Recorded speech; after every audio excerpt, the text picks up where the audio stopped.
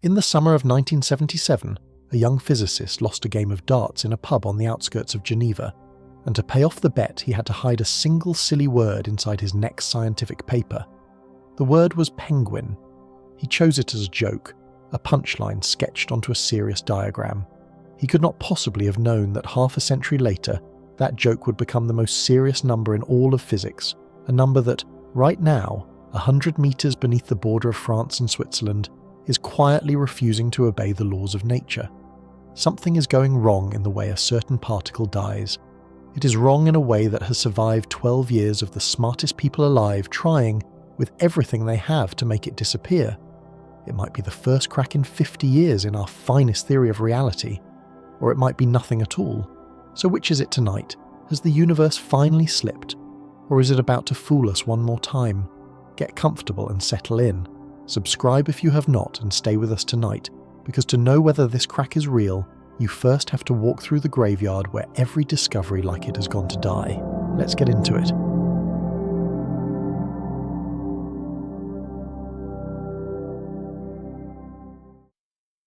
Part 1. The Penguin and the Dart. In the summer of 1977, in a pub on the outskirts of Geneva, a young theoretical physicist named John Ellis lost a game of darts. His opponent that evening was a visiting student named Melissa Franklin, and the terms of the bet they had made were simple, almost silly. If Ellis lost, he had to find a way to work the word penguin into his next scientific paper. He lost.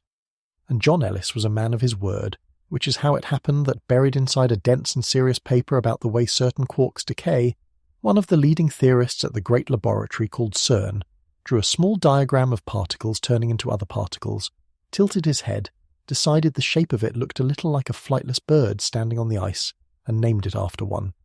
The diagram itself is a real tool, not a doodle. Physicists draw these little pictures constantly, lines and loops that stand for particles interacting, a visual shorthand for the mathematics of how matter transforms. Most of them have dry technical names. This particular kind, the one with a little loop hanging off it, where particles briefly borrow from the emptiness, had no memorable name at all until Ellis, casting about for a way to pay his darts debt, looked at the loop and the lines trailing away from it, and saw, with a bit of imagination and a bit of desperation, the rounded body and the little feet of a penguin, and the name stuck. It stuck so thoroughly that today, in the most serious journals in the world, in papers by people who have never heard the dart story, the process is simply called a penguin. A whole class of the most important measurements in modern physics carries forever the fingerprint of a lost bar bet. There is something almost perfect about that, and it is worth holding on to as we go, because this entire story keeps circling back to the strange collision of the trivial and the profound. A joke that became a cornerstone, a silly name attached to the most sensitive probe of reality we possess. The universe, as we will see by the end, seems to have arranged its deepest hint in the one place we labelled with a punchline. But all of that is ahead of us. First, we have to understand the machine where the penguins are born. It was a joke. It was a barroom debt honoured by a man with a sense of humour, and nobody in that pub nursing their drinks on an ordinary evening could have known what they were witnessing. Because half a century later, the process that John Ellis named as a punchline would quietly become one of the most serious numbers in all of physics. Not a metaphor, not a curiosity. A number that, right now, inside the largest machine human beings have ever built, is refusing to behave the way every law we know says it should. Tonight I want to tell you about that number, and about the crack it may have opened in the floor of everything we thought we understood. But I want to be honest with you from the very first minute, because this is a story that can only be told honestly. The crack is small, it is stubborn, it has survived more than a decade of people trying, with everything they have, to make it disappear, and it might still be nothing at all. That tension, that knife balanced on its edge between the most important discovery in 50 years and one more embarrassing mistake, is the whole story. So let us walk into it slowly, the way the physicists themselves had to, one careful step at a time. To understand why anyone should care that a penguin is misbehaving, you first have to understand where it lives. Far beneath the border between France and Switzerland, 100 meters under farmland and quiet villages, there is a ring of magnets 27 kilometers around. Inside that ring, particles are being born and dying more than 1 million times every single second. And among all those countless tiny deaths, in a process that looks on paper exactly like the little bird John Ellis sketched, something has been going wrong in a very particular, very precise, very repeatable way. The people who found it are not excitable people. They are among the most careful human beings who have ever lived, trained for years to distrust their own hopes, surrounded by machinery specifically designed to stop them from fooling themselves. And they have checked this number in thousands of different ways. They have thrown every doubt they own at it, and the lean, the small wrongness, the place where the universe seems to be quietly disagreeing with our best theory of how it works, has not gone away. If anything, it may be getting wider. I want to be clear about what kind of story this is, because it is not the kind you usually hear. This is not the story of a triumphant discovery, with a press conference and champagne and a Nobel Prize. Not yet, and maybe not ever. This is the story of a suspicion, a very old, very carefully examined, very stubborn suspicion held by some of the most disciplined minds alive that something might be wrong with the foundations of physics in one specific and very particular way. And suspicions are harder to tell than discoveries, because a suspicion has to be held honestly in two hands at once. In one hand, the real possibility that this is the beginning of something enormous. In the other, the equally real possibility that it is nothing, that it will melt away like so many before it. To tell this story truthfully, I have to keep both hands open the entire time, and so do you. If at any point tonight you find yourself becoming certain, in either direction, that certainty is the one thing I can promise you is unearned. The physicists themselves are not certain. That is the whole point. That is what makes it worth an evening of your attention. Here is what makes that so heavy. The theory the Penguin is disagreeing with is not some fragile guess. It is the most successful scientific theory in the history of our species, a set of equations so accurate that testing it feels almost like cheating. For 50 years, every experiment ever built to challenge it has come back and told us the same thing. You are right. You are right again. You are still right. And now, in one specific corner, in the decay of one specific particle, in the process named after a joke, that perfect record has developed a hairline fracture that no one has been able to explain and no one has been able to erase. Nobody in that Geneva pub could have known that the diagram scribbled to settle a lost dart game would become the most sensitive instrument our species owns, a way of looking past the edge of everything our machines can reach. But that is exactly what it became, and the question waiting at the end of this is enormous, so let me pose it plainly before we go any further, so you can carry it with you through everything that follows. Is the most successful theory in human history finally, quietly, beginning to fail? Or are 10,000 of the smartest people alive being fooled, one more time, by a ghost? Because both of those things have happened before, and telling them apart is the hardest thing physics ever has to do. Part 2. The machine built to break physics. To understand why anyone would spend decades and billions of dollars and the working lives of thousands of people trying to break physics, you have to stand for a moment inside the machine they built to do it. So come down with me, 100 meters below the green fields on the edge of Geneva, into the tunnel. The ring runs for 27 kilometers, a perfect circle threaded through the rock, so large that it crosses under the border between two countries as it goes. It is lined with magnets, thousands of them, and those magnets are not ordinary. To do their job, they have to be cooled to 1.9 degrees above absolute zero, which is a temperature so low it is difficult to hold in the mind. Absolute zero is the coldest anything can ever be, the point where all motion stops, and these magnets sit less than 2 degrees above it. That makes the inside of this machine colder than the empty space between the galaxies. We built, underneath a Swiss meadow, a place colder than the void. Inside that frozen ring, two beams of protons race in opposite directions. They travel at 99.999991% of the speed of light, which means that in a single second each beam completes 11,245 full laps of that 27-kilometer circle. Try to feel that number for a moment. 11,000 times around a loop the size of a city, every second, moving so close to the ultimate speed limit of the universe that the last decimal places stop meaning anything you can picture. And then, at 4 points around the ring, the operators tilt the two beams so that they cross, and the protons slam into each other head-on, hundreds of millions of times every second. For a fraction of an instant in the heat of each of those collisions, something remarkable happens. The energy packed into that tiny point becomes so concentrated that it recreates, in miniature, the conditions of the universe as it was less than a billionth of a second after the Big Bang. We are not looking at a picture of the early universe in this machine. We are, briefly and repeatedly, remaking a speck of it, right here, underground, and then watching what comes flying out. And the watching is its own miracle of engineering. When two protons collide at these energies, they do not simply bounce apart. They shatter into a spray of new particles, dozens of them, born from the raw energy of the impact, flying outward in every direction at nearly the speed of light, and then, most of them, decaying into still other particles within a fraction of a second. To catch all of this, the physicists wrap the collision point inside enormous detectors, layered like the rings of an onion, each layer designed to measure a different property of whatever passes through it. How much energy a particle carries, which way it curves in a magnetic field, which tells you its charge, how far it penetrates before it stops. Every collision produces a burst of information so large that no computer on Earth could store all of it, so the machines make split-second decisions, throwing away the ordinary collisions by the millions and keeping only the rare ones that might hold something interesting. What survives that ruthless filtering is what the physicists actually study. Out of hundreds of millions of collisions every second, only a handful are judged worth remembering.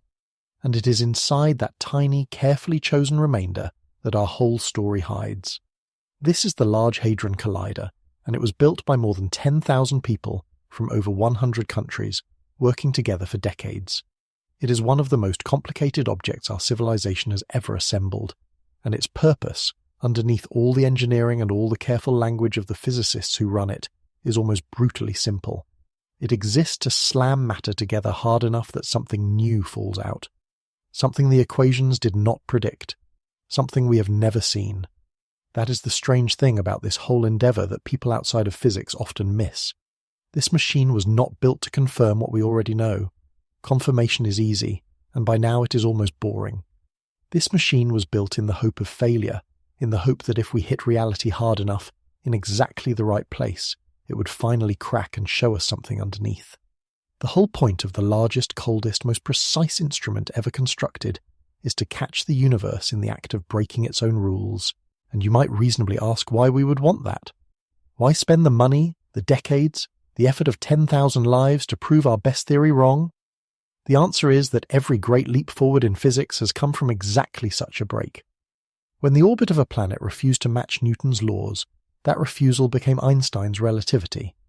When the glow of hot objects refused to match the physics of the 1800s, that refusal became quantum mechanics, and quantum mechanics gave us every computer chip and every laser and every modern electronic device in your home. The breaks are not disasters, they are doorways.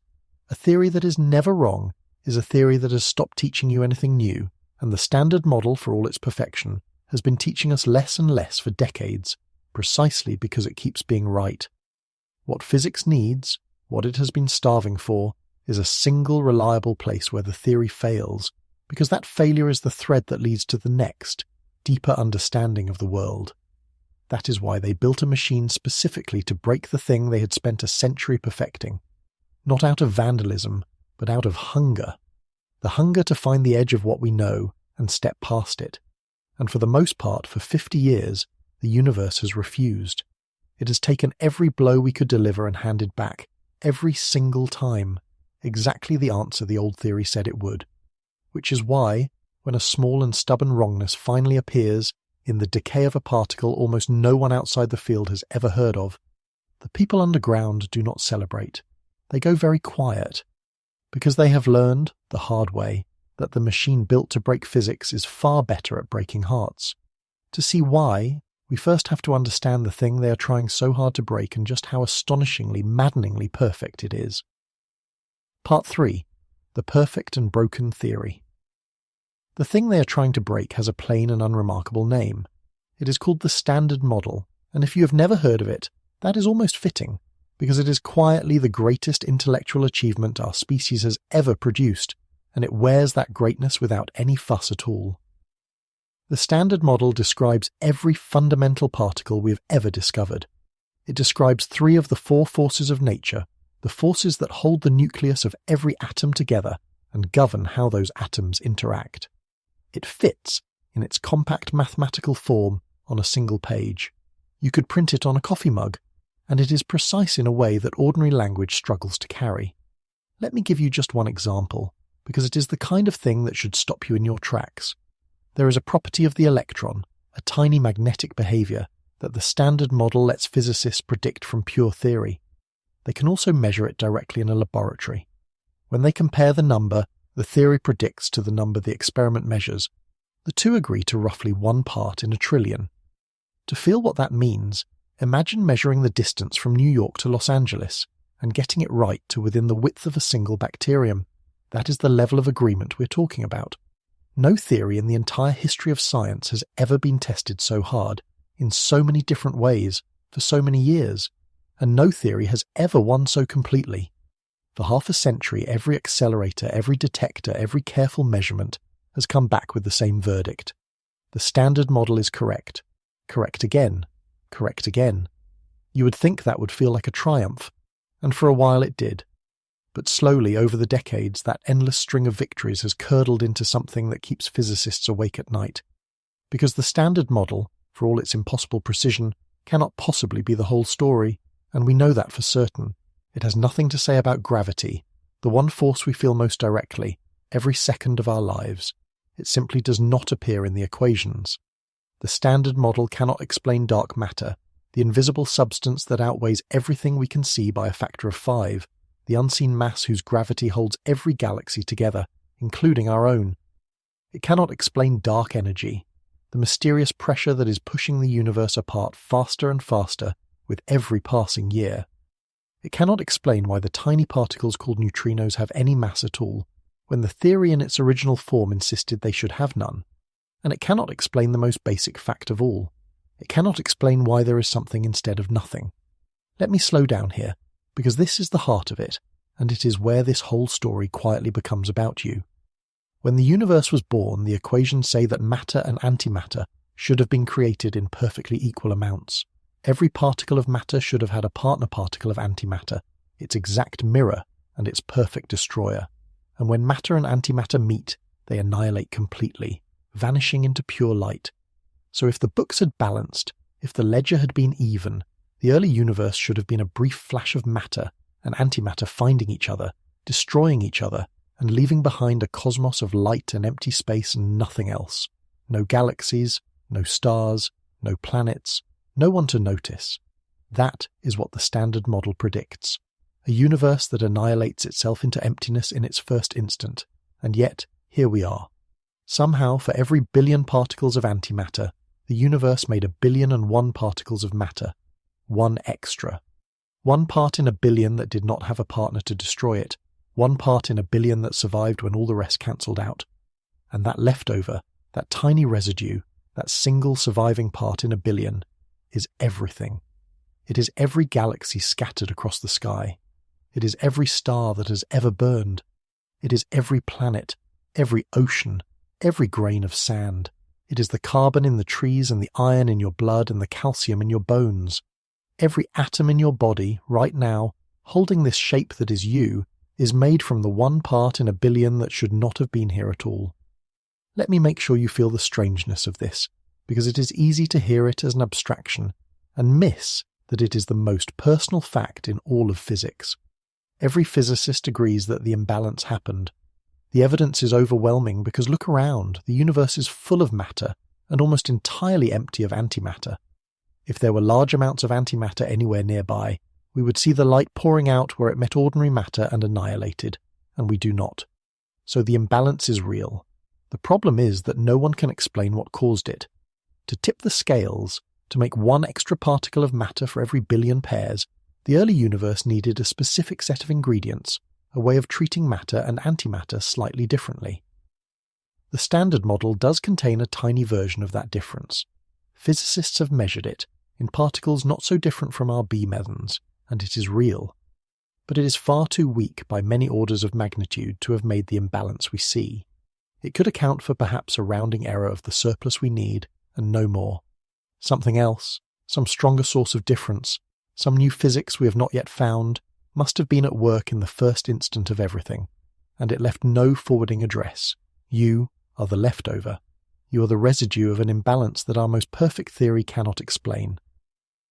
The Standard Model gives us to 12 decimal places a flawless description of a universe that should be completely empty, which means that as perfect as it is also provably, undeniably incomplete.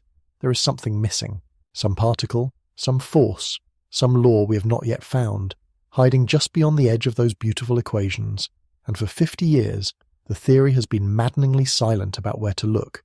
It is worth lingering on just how strange this situation is, because there is nothing quite like it in the rest of science. Usually when a theory is incomplete, it fails somewhere you can see. It gives wrong answers, it breaks down under certain conditions, it disagrees with an experiment, and that disagreement is the thread you pull to unravel the next layer. But the Standard Model does not fail that way. It does not give wrong answers. In every experiment we have ever been able to perform, it gives the right ones, again and again, to a precision that borders on the absurd. Its failures are not in what it says, they are in what it cannot say at all. It is silent about gravity, silent about dark matter, silent about why the universe is not empty. And a theory that is silent gives you nothing to pull on. There is no wrong number to chase, no crack in the plaster to widen. This is why physicists have spent 50 years and tens of billions of dollars building ever larger machines, searching not for a mistake in the theory, because it makes none, but for the faintest hint of a place where its perfect silence might finally break. A single number, anywhere, that comes out even slightly wrong would be worth more than 1,000 more confirmations. That is the prize. That is what LHCb may have found. That is the ache that sits underneath all of this. An entire generation of physicists has spent their careers pressing their hands against the flawless walls of the Standard Model, searching for a seam, a gap, a place where a draft of something new might leak through. Almost every door they pushed on turned out to be a wall, but not quite everyone, because in one specific place, in one specific process, that same generation has started in the last few years to feel a draft, and it is coming from the Penguin. Part 4. The Microscope Aimed at the Unknown. At one particular point on that 27-kilometre ring, near a small French village called Ferney-Voltaire, sits a detector called LHCe. It is 21 metres of silicon and tungsten and steel, and it is not like its more famous siblings. You may have heard of the two giant detectors called Atlas and CMS. Those are the ones that discovered the Higgs boson, the ones that look for new particles by brute force, by making them directly in a collision and catching the debris. LHCb was built for something quieter and far more subtle. It is a precision instrument, and it is devoted almost obsessively to a single letter of the alphabet. The letter B. It watches the births and the deaths of particles called B-mesons. A B-meson is a fragile thing. At its heart it carries a special kind of quark, poetically named the beauty quark, and that heart is unstable. A B-meson lives for only about 1.5 trillionths of a second before it falls apart. That is a span of time so short that light itself, the fastest thing there is, travels less than 0.5 millimetre in the whole of the particle's life. And yet in that unimaginably brief flicker of existence, a B-meson does something extraordinary. As it dies, it performs a quantum experiment on itself, and that experiment is the reason we are all here tonight. Let me tell you how it works, because this is the single most important idea in the entire story, and once you have it, everything else will fall into place. When a B-meson decays, when it transforms from what it is into the lighter particles it becomes, it cannot always make that journey in one clean step. Sometimes the transformation has to pass through what physicists call a loop, and a loop is one of the strangest things in all of nature, for an instant so short that the universe's own accounting cannot quite register it. The decaying particle reaches into the vacuum, into the seething emptiness that is never truly empty, and it borrows. It borrows particles that have no permanent right to exist, particles that flicker into being for a heartbeat and then vanish, paying back the energy they borrowed before reality notices the debt. Physicists call these fleeting borrowed things virtual particles, and here is the miracle. When the decay reaches into the vacuum to borrow, it can borrow anything, any particle at all, including particles we have never discovered. The diagram of this borrowing, this little closed loop of ghosts that briefly bridges the gap between the old particle and the new one, is exactly the shape John Ellis squinted at in 1977 and called a penguin, and that shape turns the death of a bee meson into something almost magical. It becomes a microscope aimed at the unknown. Think about what that means. If there is some undiscovered particle out there in nature, something so heavy that the Large Hadron Collider could never hope to create it directly, no matter how hard it smashed protons together, that particle can still make its presence felt. It can appear inside the loop as one of the ghosts briefly borrowed from the vacuum, and even though it vanishes again in an instant, it leaves a mark. It nudges the outcome. It shifts, ever so slightly, the angles at which the ordinary particles come flying out at the end. The decay itself becomes a measuring device, sensitive to physics happening at energies no machine on Earth will ever reach. You cannot see the monster, but you can see its shadow pass across the water. Let me bring you inside this because it is worth feeling and not just knowing. Imagine you could shrink yourself down, smaller than an atom, faster than a thought, and stand inside the final instant of a single bee meson's life. Everything around you is smaller than the smallest thing you've ever pictured, and it is all happening in a span of time too brief to name. The beauty quark at the heart of the particle is about to transform, and it cannot get from what it is to what it must become in one simple move. It needs help, so it reaches out into the restless emptiness that physics tells us is never really empty, and it borrows. Particles with no lasting existence blink into being all around you, forming a tiny closed bridge, a loop, and across that bridge the transformation quietly completes itself. Then, just as quickly, the borrowed particles are gone, the debt repaid, and all that remains is a handful of ordinary particles flying outward into the waiting detector. But here is the wonder of the place you're standing in. It does not matter that the borrowed particles have vanished. If something heavy and unknown, something no collider could ever build, was among the ghosts that flickered through that loop, it left its fingerprint behind, pressed into the angles of the particles racing away. You're standing inside the one place in nature where the undiscovered casts a shadow you can measure. Hold there, in that borrowed instant, and understand what these people have built. They have found a way to photograph a thing that cannot be seen. This borrowing from the vacuum is not a metaphor or a loose way of speaking. It is one of the strangest and best confirmed facts in all of physics. The rules of the quantum world permit energy to be borrowed from empty space, provided it is paid back quickly enough, and the shorter the loan, the larger the amount that can be borrowed. This is why the loop can briefly contain particles far heavier than the beams on itself, particles that could never exist out in the open, particles heavy enough that building them directly would take a machine far more powerful than anything we will construct for centuries. Inside the loop, for an instant too brief to measure, they are allowed to exist on credit, and because heavier particles can be borrowed for shorter times, the loop is quietly sensitive to physics at energy scales that dwarf the collider itself. That is the secret of this whole approach, the reason a relatively gentle decay can probe regions of energy no accelerator can reach. You're not trying to create the monster in the open, where you would need impossible power. You're letting the particle create it for you in secret, on borrowed time, and reading the traces it leaves behind before it vanishes.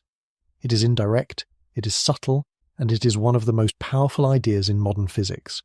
That is what LHCb does, hundreds of millions of times over. It watches these dying particles, it measures the angles of what flies out, and it compares those angles to what the standard model says they should be. For most decays, the answer comes back the same as it always does. The theory is right. But for one particular decay, one rare and specific death, the angles have started coming back wrong. I should explain what these angles even are, because it is easy to hear the word and picture something vague. When a bee meson dies in the particular way we care about, it does not just produce its handful of daughter particles and leave it at that. Those daughters fly off in specific directions, at specific angles relative to each other and to the original motion of the parent, and the pattern of those angles is not random. It is dictated precisely by the underlying physics of the decay, by the particular way the forces conspired to tear the parent apart. Change the physics even slightly, add a new particle to the loop, a leptoquark or a fifth force, and the angles shift, subtly, in a way the theory can predict. So the physicists do not just count how often the decay happens, they map, with enormous care, the full distribution of these angles across many thousands of decays, building up a statistical portrait of exactly how the daughters prefer to fly. And it is in that portrait, in the fine detail of those preferred angles, that the lean appears. The particles are flying apart in a pattern that tilts, gently but consistently, away from what the standard model predicts. Not in one measurement, but in the accumulated shape of thousands of them. That is the crack. It is not a single strange event. It is a bias in the way an entire population of particles chooses to die. And to understand how carefully the physicists made sure they were not fooling themselves before they dared to say so out loud, we have to look inside a sealed box. Part 5. The Sealed Box. The decay that LHCb watches most carefully, the one at the centre of this whole story, is a specific and rare event. A B meson transforms into 3 lighter particles, a kaon, a pion, and 2 muons. That is the death we care about, and it is vanishingly rare. Out of every million B mesons that die, only about 1 dies in exactly this way. So to study it, the physicists had to become collectors on a scale that is difficult to imagine.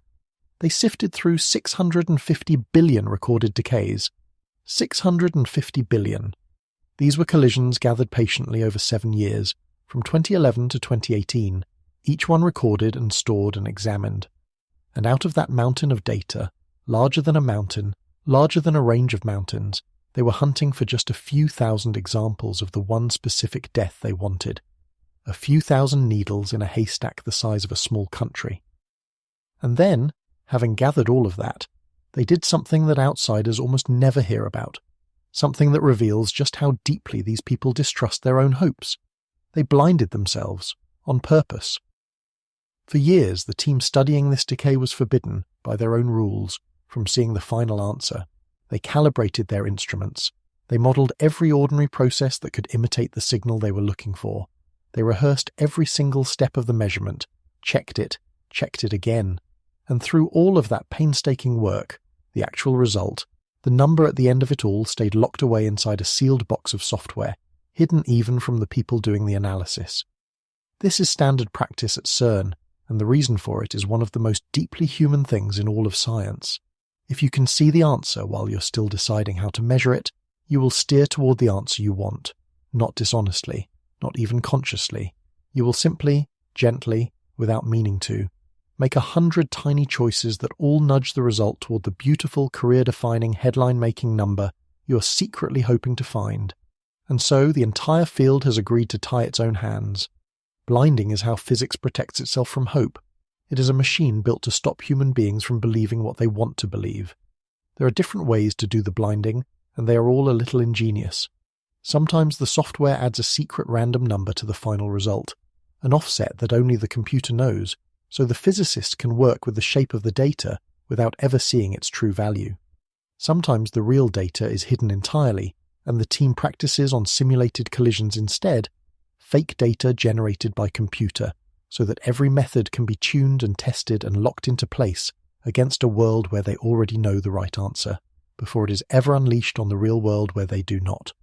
And the discipline goes further than most people would ever guess.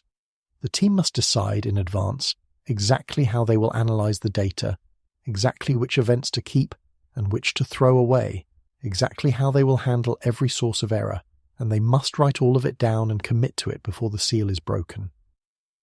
Once the box is opened, they are not allowed to go back and change their methods, because changing your method after seeing the answer is the surest way in the world to fool yourself into finding what you hoped for. Every one of these safeguards exists for the same reason, not because physicists are dishonest, but because they know from long and painful experience that honest people wanting something badly enough will bend toward it without ever noticing they are bending. The whole elaborate ritual is a fortress built by careful people against their own most human weakness. And then, at the very end, when all the choices are locked and every method is fixed and nothing more can be adjusted, comes the day the box is opened. It has a name. They call it the unblinding, and it is one of the quietest, strangest, most dramatic rituals in all of modern science. Let me put you in the room. It is an ordinary conference room. There is nothing grand about it. There are paper cups of coffee going cold on the table, and laptops open at odd angles, and a projector humming faintly against a screen that, for now, shows nothing but a blank placeholder. Around the table sit people who have given years of their lives to this single measurement. They calibrated the detector. They modelled every possible way the universe could fake this result and fool them. They did all of it while forbidden from seeing where it was leading, because seeing would have let them cheat, even from themselves. And now, finally, they are allowed to look. Someone shares their screen. Someone runs the last line of code, the one that lifts the seal and lets the answer out of the box. For one single heartbeat, no one in the room knows anything. The result exists, finished, complete, but unseen, hovering in that last instant of ignorance. And then the plot draws itself onto the screen. The points do not sit where the standard model says they should. They lean, not by a landslide. Not a wild, obvious machine is broken kind of wrong. They lean by a hair, but it is a coherent hair, a deliberate hair, tilting the same direction in every part of the measurement, all of them leaning together, away from the prediction, as if pulled by a hand no one can see. And the room goes very quiet. It goes quiet because everyone sitting at that table knows two things at once, and the two things are pulling them in opposite directions. They know how many times a lean exactly like this one has turned out to be nothing, a loose wire, a bad assumption, a trick of the numbers, and they also know, with a small cold thrill they are almost afraid to feel, that this is precisely what the first real crack in 50 years would look like if it were real. Both futures are sitting on the screen in front of them at the same time. Nobody can tell yet which one it is. When the collaboration finally finished the full analysis and published it, the deviation, the size of that stubborn lean, stood at 4 standard deviations. I am going to explain exactly what that means, because it is the number this entire story turns on, but let me give it to you first in plain language. If the standard model is correct, and this lean is nothing but bad luck, nothing but random noise in the data, then the odds of a fluke this large appearing by chance are about 1 in 16,000. 1 in 16,000. That sounds like it should settle the matter. It sounds like near certainty. And here is the first hard lesson of this story, the thing that separates physics from almost every other way of knowing. In this field, 1 in 16,000 is not nearly enough. Not to say the word that everyone in that room was too disciplined to say out loud. Not to claim you have found a crack in the laws of nature. To understand why 1 in 16,000 still is not enough, and why that caution is not weakness but hard-earned wisdom, you have to understand what these people have lived through before. Part 6. 1 in 16,000. Let me explain this number properly, because everything hangs on it, and because it is one of the most misunderstood ideas in all of science. When physicists talk about standard deviations, or sigma, they are talking about how surprised you should be. They are measuring the distance between what a theory predicts and what an experiment actually finds, and they are asking a single question. If the theory is right, and this gap is just the random scatter you always get in real measurements, how unlikely is a gap this big? A small number of sigma means the gap could easily be an accident. A large number means the accident would have to be extraordinary. 2 sigma is a shrug. 3 sigma is interesting, worth a second look, the kind of thing that gets whispered about at conferences. 4 sigma, the level our penguin anomaly has reached, corresponds to those odds of about 1 in 16,000. It is the machine equivalent of feeling a hand press against your shoulder in a dark room. It is real enough to make you turn around. It demands an explanation, but it does not, on its own, tell you whose hand it is, or whether there is anyone there at all. The threshold physicists have agreed upon for the word discovery, the word they will not say until they have earned it, is 5 sigma. And 5 sigma is a different world entirely. It corresponds to odds of about 1 in 1.7 million. The jump from 4 sigma to 5 sigma sounds small, just one more step up a ladder, but it is enormous. It is the difference between 1 chance in 16,000 and 1 chance in nearly 2 million. 4 sigma is not a discovery. 4 sigma is a hand on your shoulder. 5 sigma is turning around and seeing the face. So by that standard, our penguin is not a discovery. It is a strong, insistent, unexplained tap on the shoulder, and nothing more.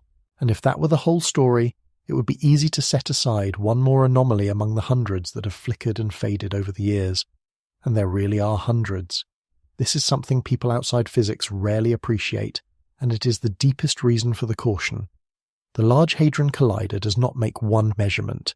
It makes an enormous number of them, constantly, across every energy, every angle, every possible combination of particles, and whenever you make a huge number of measurements, some of them, purely by chance, will come out looking strange. If you flip 1,000 coins, you will find a streak of heads somewhere in there that looks meaningful and is not. Physicists have a name for this trap. They call it the look elsewhere effect, and it means that a 3 sigma bump found after searching through 1,000 places is far less impressive than a 3 sigma bump you predicted in advance and then went looking for in exactly one spot. So the field has learned to be ruthless. It has learned that most anomalies are just the collider flipping a great many coins and occasionally inevitably throwing a lucky streak. That is the ordinary weather of particle physics, a constant drizzle of small wrongnesses that appear and dissolve.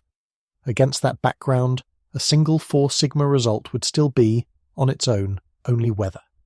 But there is a reason this particular 4 sigma refuses to be dismissed, and it is this. It is not alone. In 2025, a completely separate experiment weighed in. The detector called CMS sits on the opposite side of the same great ring, and it is run by a different team, thousands of different people, using different hardware, different software, different methods, and carrying different blind spots and different possible mistakes. CMS measured the same decay, and its result agreed with LHCb, less precisely, with more uncertainty, but leaning in the same direction, toward the same wrongness, away from the same prediction. 2 different machines, 2 different teams of people who spend their entire careers trying to prove each other wrong. The same lean, in the same place. It is hard to overstate how meaningful that independence is, and it is worth understanding why. CMS and LHCb are not 2 copies of the same instrument. They sit at different points on the ring, kilometers apart. They are built on different principles, out of different materials, wired with different electronics, run by different software, written by different people, and crucially, they carry different flaws. Every detector has its own quirks, its own blind spots, its own particular ways of being subtly wrong, and those flaws are not shared. A quirk in LHCb's silicon has no counterpart in CMS. A calibration error in one has nothing to do with the other. So when a false signal comes from a flaw in the machine, it is almost always confined to that one machine, because the flaw does not exist anywhere else. This is exactly what killed the hope that opera had found faster than light travel. It was one experiment, and its error was in its own hardware. But when 2 utterly different machines with 2 utterly different sets of flaws both see the same lean in the same place, the explanation that it is a flaw in the machine becomes very hard to sustain. Because now you have to imagine 2 entirely different mistakes, in 2 entirely different instruments, conspiring to produce the identical false result. That is not impossible, but it is a great deal less likely than a single flaw in a single machine, and it is one of the main reasons this anomaly has outlasted so many others, and the place itself has a history that stretches back further than most people realize. This decay channel has been whispering for more than a decade. The very first hints appeared in 2013, in a measurement so technical and so obscure that it is known only by a name that sounds like a coordinate on a map. P5 prime. The anomaly was there in that first dataset, faint but present. It was there when the physicists doubled the amount of data. It was there again in 2015. It was there in 2020. And it is there now, sharpened and refined by every improvement they have made. Sit with that timeline for a moment, because it is the strangest part. 12 years. 12 years of upgrades to the detector, of improvements to the analysis, of adding year after year of fresh collisions, and through all of it, the lean has done something that anomalies almost never do. It has neither grown into an obvious, undeniable discovery, nor dissolved back into nothing. It has simply persisted. It sits there in the data, year after year, like a splinter lodged just under the skin at the very edge of what the standard model is able to absorb, too small to celebrate, too stubborn to ignore. That persistence, that refusal either to grow or to vanish, is genuinely unusual, and it is worth understanding why it is so unsettling to the people watching it.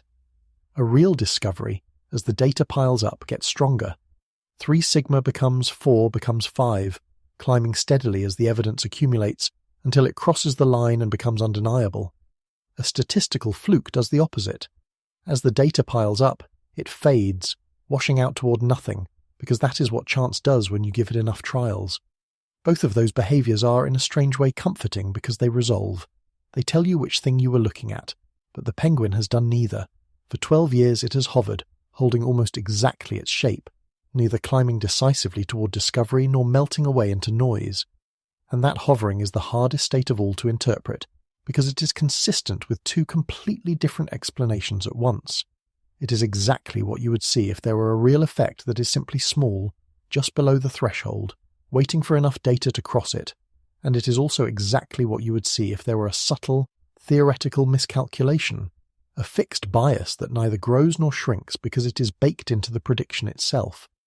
The very persistence that makes the anomaly so hard to dismiss is also what makes it so maddeningly hard to resolve. So the question sharpens, exactly the way the best mysteries in science always sharpen. There are, when you strip everything else away, only two real possibilities. Either the most successful theory in the history of human thought is quietly failing, in this one specific process, in this one specific way, and these measurements are our first true sight of physics beyond everything we know. Or something far more ordinary is fooling two separate experiments, thousands of careful people, and 12 years of data, all at the same time. And I have to tell you before we go any further that the second possibility is not a long shot.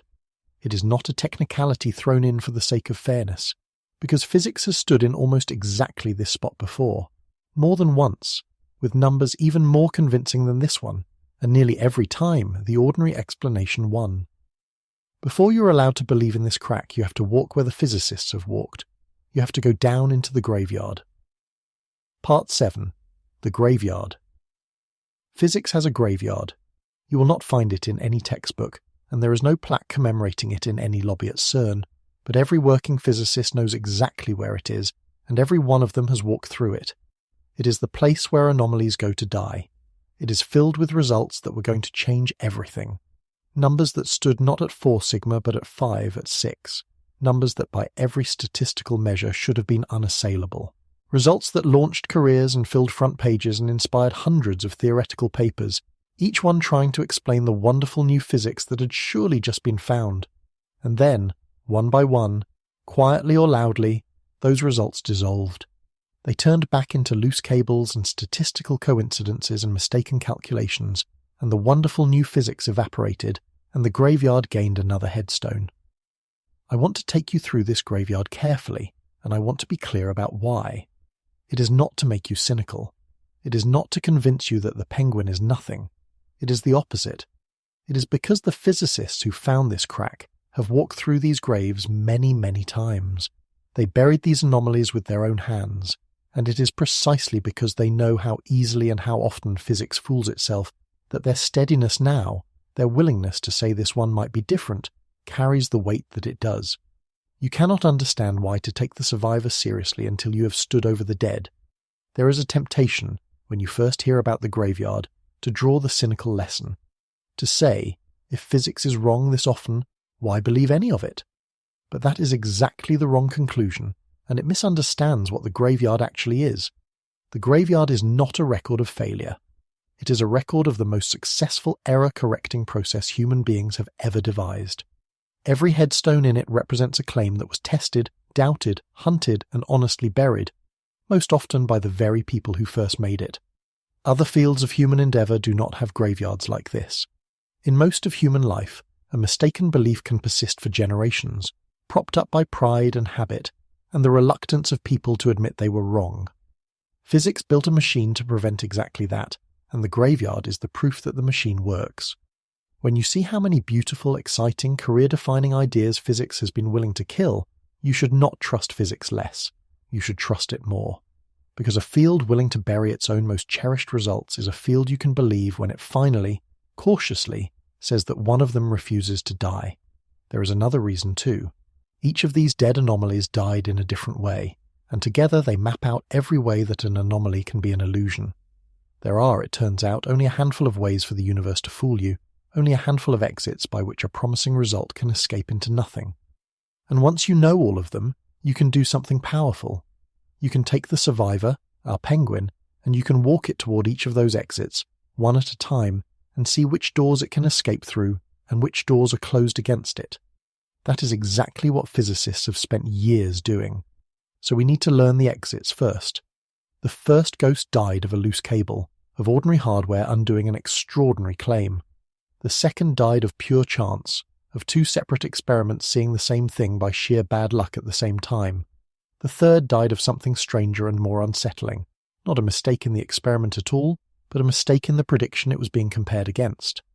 And the fourth ghost, the one that haunts this story most directly, died right here in this very family of particles, in the decay of these very same B mesons, taking 8 years of hope down with it. These 4 deaths are the gauntlet. Any claim about a crack in physics has to run it. I should say, before we begin, that walking through these graves is not a detour from the story of the penguin. It is the story of the penguin told from the other side. Every one of these dead anomalies is a possible future for the crack we are following. When the physicists at LHCb look at their lean in the angles, they do not see it in isolation. They see it haunted by these 4 ghosts, each one whispering a different warning. The neutrinos whisper, "Check your cables." The bump whispers, "It could be luck even twice over." The muon whispers, "Maybe your theory is wrong, not the world." And RK, the one from their own family, whispers the hardest warning of all, that they have been fooled by their own data before in these very particles and could be again.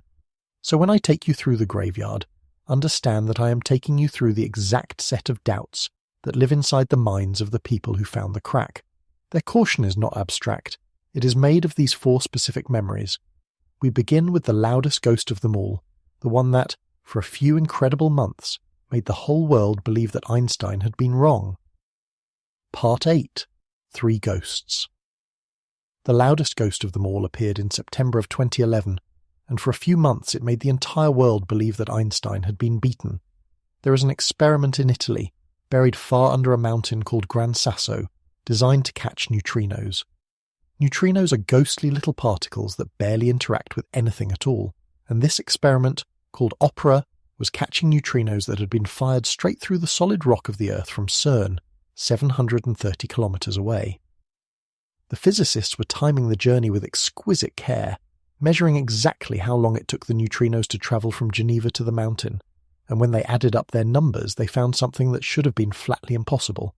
The neutrinos were arriving early, not by much, by about 60 billionths of a second, but that tiny head start meant that the neutrinos had apparently travelled faster than light, and the speed of a light is not just a speed limit in physics, it is the speed limit, the one rule woven so deeply into the structure of reality that breaking it means breaking cause and effect itself, means a world where things can happen before the events that caused them. Einstein built the modern understanding of space and time on the foundation that nothing outruns light. And here was a careful, respected experiment saying, we clocked something that did. And the measurement was not marginal. It stood at 6 standard deviations. Remember our ladder. 5 sigma is the threshold for a discovery. 1 chance in 1.7 million.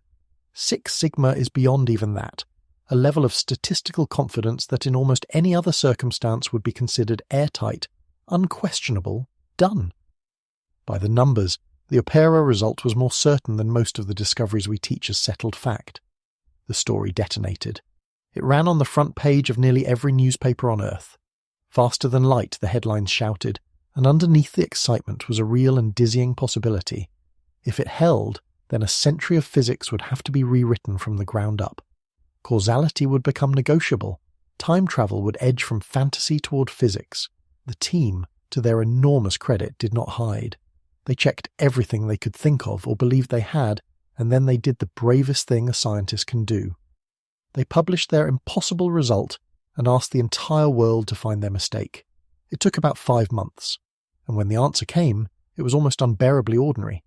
A fibre optic cable, one of thousands of cables threaded through that enormous experiment, the one carrying a timing signal from a GPS receiver to a master clock, had not been screwed in all the way. A loose connector. That tiny gap, that imperfect connection, delayed the timing signal by an amount that turned out to be almost exactly the size of the anomaly. The neutrinos had never broken the speed of light. A poorly connected plug had made them look like they did. The spokesperson of the experiment resigned. The result was formally corrected and withdrawn within the year, and physics relearned its oldest and hardest lesson, the one it can never seem to learn permanently. 6 sigma means nothing, nothing at all, if the error is not in your statistics but in your assumptions. All that beautiful statistical confidence measured only one thing, the chance that random noise was fooling them. It said nothing about the chance that a loose cable was fooling them, and it was a loose cable. The most extraordinary claim in a generation was undone by the kind of hardware failure that any of us might find behind a television set. That is the first exit from the graveyard. Ordinary hardware, a physical flaw in the machine that has nothing to do with new physics and everything to do with a bad connection. And I want you to hold on to how that felt because it matters for everything that comes after. For a few months, some of the most careful scientists in the world genuinely believed, or at least genuinely could not rule out, that the cornerstone of modern physics had cracked. They were not fools. The measurement was real, the data was real, the Six Sigma was real. What was wrong was something no amount of statistical care could have caught, because it lived outside the statistics entirely, in a loose piece of hardware in a mountain in Italy. The lesson the field took from opera was not that the physicists were careless. It was something more humbling and more permanent.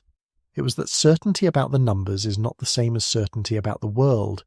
You can be as sure as you like that your result is not a statistical fluke, and still be completely wrong, because the error was never in the dice. It was in an assumption you never thought to question, a cable you never thought to check. After opera, the whole field became just a little more paranoid, a little more willing to tear its own experiments apart looking for the loose connector, and that paranoia is part of why they trust the Penguin as much as they now cautiously do. Because they have checked and checked and checked again for the cable, and they have not found one. The second ghost was stranger because there was no cable to blame. Nothing was broken.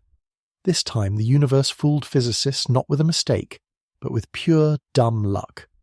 In December of 2015, the two giant detectors at the Large Hadron Collider, ATLAS and CMS, had just begun taking data at a new, higher collision energy than ever before, and almost immediately both of them saw the same strange thing.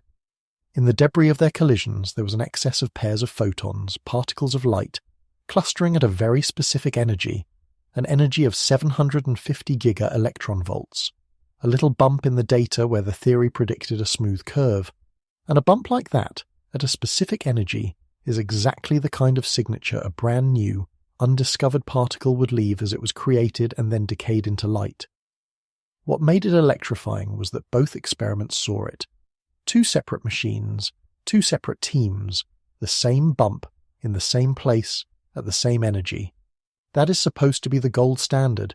That is supposed to be the thing you cannot fake. When two independent experiments, run by rival groups using different equipment, both see the same signal, the scientific instinct is to believe it. The theoretical physics community lost its composure completely. In the months that followed that first hint, more than 500 scientific papers were written about this bump. 500. Papers proposing what the new particle might be, what it would mean, how it might fit into a deeper theory of nature, what secrets of the universe it might unlock. For a few months in early 2016, this bump at 750 giga-electron-volts was the single most exciting object in all of physics, an entire field holding its breath around a mountain of hope built on a small rise in a graph. In August of 2016, with about 3 times more data collected, both experiments reported again, and the bump was gone. Not explained, not reinterpreted, simply gone, as though it had never existed because it never had. It had been nothing all along, just the universe rolling its dice, and 2 experiments by sheer coincidence, watching those dice happen to land the same way at the same moment. 500 papers, written about a ghost. The lesson this time was crueler than a loose cable, because it struck at the very thing physicists had trusted most. Even 2 independent experiments agreeing is not proof. Statistics can conspire. Rarely, yes, but rarely is not never, and the Large Hadron Collider produces so many measurements, looks at so many possible energies, that somewhere, sometimes, 2 experiments will see the same lucky bump in the same place by pure chance. Run enough experiments, and the 1 in 1,000 coincidence happens right on schedule. That is the second exit from the graveyard. The dice. A statistical fluctuation so convincing that even a second experiment falls for it, until more data washes it away. The 750 giga-electron-volt bump left a mark on the field that went beyond the wasted effort of 500 papers. It taught a generation of young physicists a lesson in humility they would carry for the rest of their careers. Many of those papers were written by brilliant people, and there was nothing foolish about writing them, because if the bump had been real, it would have been one of the great discoveries of the century, and being early to explain it would have been a triumph. But it was not real, and watching it vanish taught everyone who lived through it to distrust exactly the feeling of excitement that a fresh signal produces. The more thrilling an anomaly is, the more papers it inspires, the more careful you must become, because thrill is not evidence, and the universe does not care how badly you want the bump to be a new particle. That hard-won reflex, that instinct to become more skeptical precisely when things get exciting, is part of what you are watching the physicists exercise, painfully, with the penguin. They are excited. They are also terrified of their own excitement, and they have good reason to be. The third ghost did not die of a mistake in the machine, and it did not die of chance. It died of something far more unsettling, and it is the ghost you should keep closest in mind as we come back around to the penguin. Because this one was real, the measurement was perfect, and the anomaly died anyway. For 20 years, the most famous discrepancy in particle physics was the wobble of the muon. A muon is a heavier cousin of the electron, and like the electron, it behaves like a tiny spinning magnet. The standard model can predict the strength of that little magnet, that wobble, with tremendous precision. And back in 2001, an experiment at Brookhaven measured the muon's wobble and found it came out slightly stronger than the theory predicted. Just slightly. The gap hovered around 3 sigma, that tantalizing middle ground, interesting but not conclusive, for 2 entire decades. So the physicists decided to settle it. They rebuilt the whole experiment at a laboratory called Fermilab, and to do it they had to move a delicate magnetic ring 50 feet across, an enormous circular magnet, transporting it by barge down rivers and along the coast, and then by truck across half of America. A bizarre and wonderful journey that made the news all on its own. They rebuilt it, they refined it, and in April of 2021 they delivered their first verdict. The anomaly held, and now it stood at 4.2 sigma, closing in on discovery. News anchors around the world announced that the fabric of reality might be shifting, that physicists had found the first crack in the standard model in 50 years, and the measurement only got better. By 2023, the experimental result crossed 5 sigma. 5 sigma, the magic threshold, the discovery line. The measurement of the muon's wobble was, by then, essentially perfect, one of the most precise measurements human beings have ever made of anything. In June of 2025, Fermilab published its final result, pinned down to a precision of 127 parts per billion, and it confirmed the earlier measurements completely. The experiment had done everything right, everything, and the anomaly died anyway. Because while the experimentalists had been perfecting their measurement, the theorists had quietly been discovering that the prediction itself, the number they were comparing the measurement against, had been wrong. Here is what had happened. The hardest part of predicting the muon's wobble involves the murky quantum froth of other particles, quarks and gluons, that surround the muon and tug on it. For decades, that contribution had been estimated using a clever but indirect method, borrowing from other experimental data. But then supercomputers, running a technique called lattice QCD that calculates the froth directly from first principles, finally became powerful enough to do the job properly, and when they did, the new, better prediction shifted. It moved toward the measured value. By early 2026, the gap between theory and experiment had collapsed from a thrilling 4 sigma down to about half a sigma, which is to say, to nothing at all. Think about what that means. 20 years of anomaly. The most promising window into new physics that an entire generation of scientists had, a discrepancy chased across 2 decades and 2 continents and celebrated on front pages around the world. And it was erased, in the end, not by a better experiment, but by a better calculation. The experiment had been right all along. It was the prediction, the map of where the wall was supposed to be, that had been drawn in the wrong place. The goalpost had been standing in the wrong spot for 20 years, and when the theorists finally moved them to where they belonged, the gap simply closed. That is the third exit from the graveyard, and it is the one that should trouble you the most as we return to the penguin. Sometimes the crack is not in the wall at all. Sometimes the crack is in the map of the wall. Sometimes the experiment is flawless, the anomaly is real in the data, and the whole thing still evaporates, because the number it was being measured against was subtly, invisibly wrong the entire time. A loose cable, a roll of the dice, a miscalculated prediction. 3 ghosts, 3 ways to die, and not one of them required the universe to contain anything new.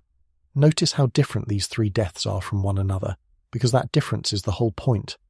The first was a failure of the hardware, a physical flaw in the instrument that had nothing to do with the physics. The second was a failure of chance, where the instrument worked perfectly and reality itself simply threw a misleading result. The third was the subtlest and the most humbling of all, a failure not of the experiment, but of the expectation, where everything was measured correctly and the anomaly still dissolved because the number it was being compared against had been wrong all along. These are not variations on a single mistake. They are three fundamentally different ways for a promising result to be an illusion, and together they nearly exhaust the possibilities. If you wanted to build a checklist for testing any new anomaly, for deciding whether to believe it, you could hardly do better than these three questions. Is it in the machine? Is it in the statistics? Is it in the prediction? And there is a fourth ghost still waiting, the one buried closest to home, in the very family of particles we have been talking about all along, which adds one final question to the list. Is it in the data itself? Part 9. The Funeral in the Family.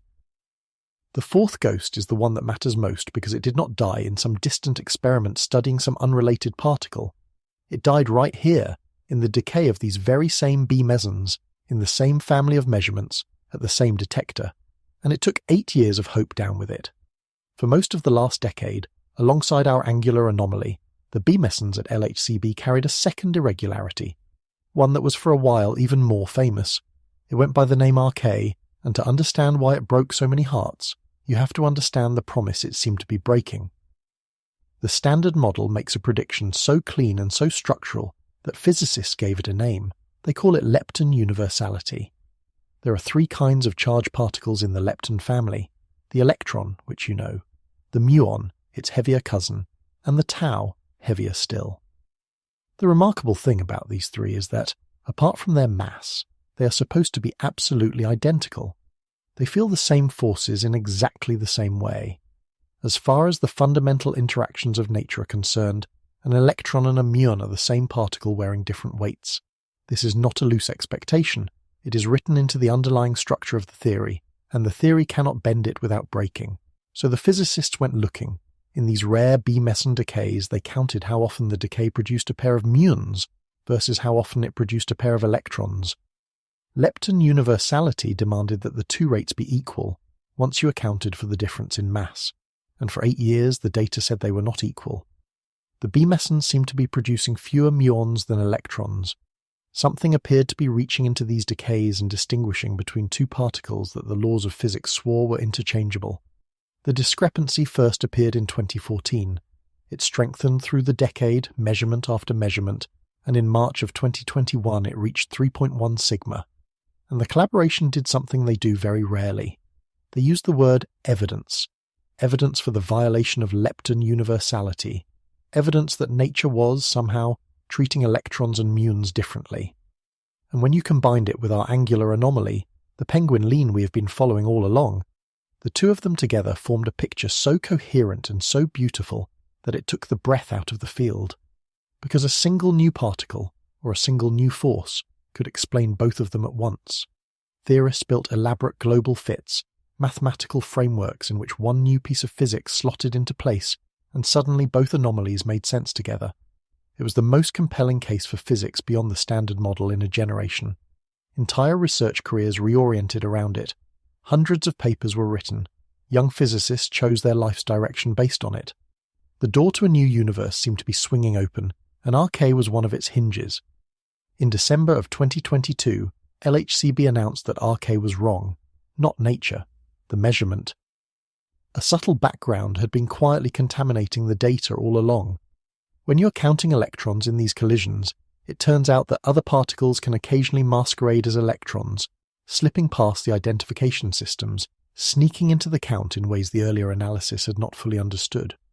There were more of these imposters among the electrons than anyone had realized. And when the collaboration rebuilt the measurement from the ground up, accounting properly for the contamination, the asymmetry between electrons and muons simply evaporated. The ratio snapped back to exactly what the standard model had predicted all along. Electrons and muons were being produced equally, just as the theory said. Lepton universality held. There had never been a crack there at all. 8 years of hope, hundreds of theory papers, entire research programs, gone in a single seminar. And here is the part I want you to sit with, because it is the reason this whole graveyard matters. The collaboration did it to themselves. by themselves. Nobody forced their hand. No rival caught them out. They turned their own sharpest tools on their own most famous, most beloved result. The one that had made their careers and filled their journals, and they found the flaw, and they killed it. They published the correction with exactly the same rigour and exactly the same care they had brought to the original claim. It was science working precisely the way it is supposed to work, the system functioning exactly as designed.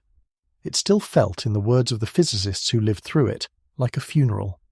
There is something almost noble in it that I do not want to pass over too quickly, because it runs against everything we usually expect from human nature. Every incentive in a career pushes the other way. When you have built your reputation on a result, when your papers and your talks and your standing all rest on it, the temptation to defend it, to find reasons it might still be right, to explain away the flaw, is enormous and deeply human. That is how mistaken beliefs survive in most walks of life, propped up by the people who cannot afford to be wrong, and the physicists who found the contamination in RK had every one of those incentives pulling at them. It was their result, it was their years, and they killed it anyway, cleanly, publicly, with the same rigour they had used to build it, because the alternative was to let a false thing stand, and that they would not do. Imagine standing in that room. Imagine being one of the people who had spent 8 years of your one life building on this result and watching your colleagues carefully and honestly and with no way around it, lower it into the ground. Imagine the discipline that takes, the willingness to hold a funeral for your own hope, in public, in front of everyone who staked their years alongside you, because the truth demanded it, and you would not lie to yourselves to keep the dream alive a little longer. That is the fourth exit from the graveyard. A contaminated sample, imposters in the data, sneaking past the filters, creating a signal that was never really there. And I want to dwell on why RK fooled everyone for 8 years, because it teaches something important about how these mistakes happen. It was not carelessness. The people who first measured RK were excellent physicists doing careful work. The problem is that identifying an electron in the debris of a collision is genuinely hard. Electrons are light. They radiate away energy as they travel through the detector.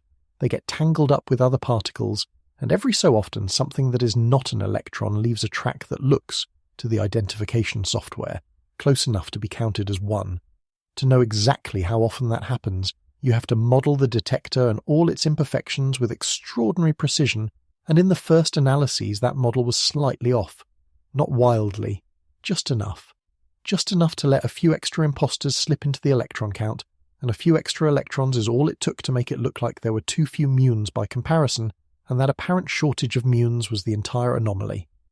When the collaboration finally understood the imposters well enough to remove them, the shortage vanished, because it had never been a shortage of muons at all. It had been a surplus of fake electrons. The whole beautiful crack was an accounting error in the hardest particle to count. That is how subtle the fourth exit is, and it is why, when we come to the penguin, the fact that it avoids electrons entirely and relies on the cleaner muons matters so much. But that funeral is also the single most important reason to take what comes next seriously. Because these are the people, the very same collaboration, who are now telling us that the angular anomaly, the penguin, might be real. And they are not naive. They are not chasing headlines. They have already proven, with RK, that they will bury their own children if the data asks them to. So when people this disciplined, this scarred, this practiced at killing their own dreams, look at the penguin and say, this one will not die, we should lean in and listen, because they have shown us exactly what it cost them to say it. Part 10, the one that would not die. So now we have the 4 ghosts, and the 4 ways an anomaly can be an illusion. A loose cable, a flaw in the machine, a roll of the dice, a fluke in the statistics, a miscalculated prediction, an error in the map, a contaminated sample, imposters hiding in the data. These 4 deaths are the gauntlet.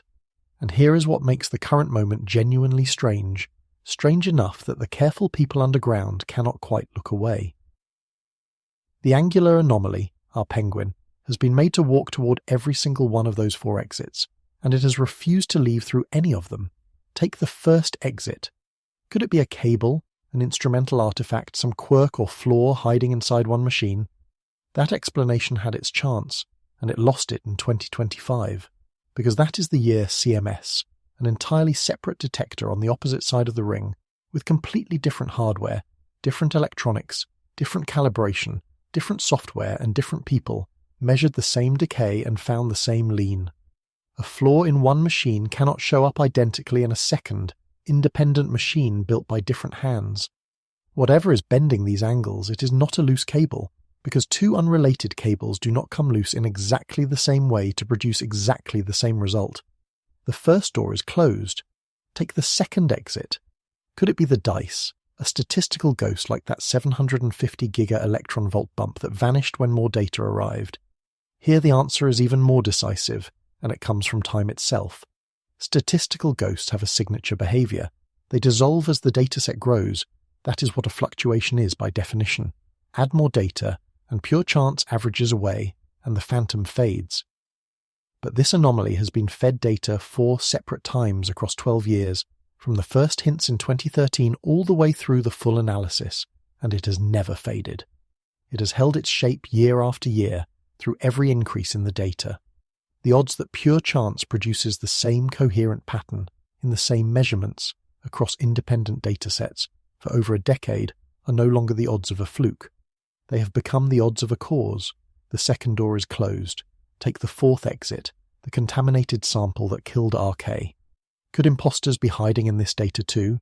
Here is where the anomaly's own family history becomes its shield. Remember, RK died because of contamination in the electrons, those treacherous, easily faked electrons. But the angular anomaly does not rely on electrons.